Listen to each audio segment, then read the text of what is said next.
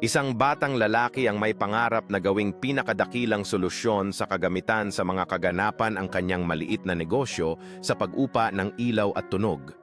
Mula sa mga simpleng simula, ipinakita niya ang kanyang pagnanasa at determinasyon upang lumago at umunlad.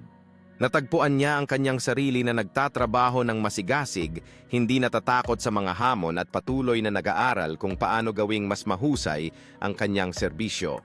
Ang bawat pagkakataon na makilala ang mga tao sa industriya ay isang hakbang patungo sa kanyang pangarap. Sa paglipas ng panahon, lumago ang kanyang negosyo at naging malaking bahagi ng mga malalaking kaganapan. Ang kanyang pangarap ay naging realidad habang nasaksihan niya ang kasiyahan ng mga tao sa kanyang mga kaganapan. Ngunit hindi ito naging madali. Kailangan niyang makakuha ng suporta mula sa mga mamumuhunan na naniniwala sa kanyang misyon. Sa bawat pagsubok at oportunidad, patuloy niyang pinapanday ang kanyang landas patungo sa tagumpay.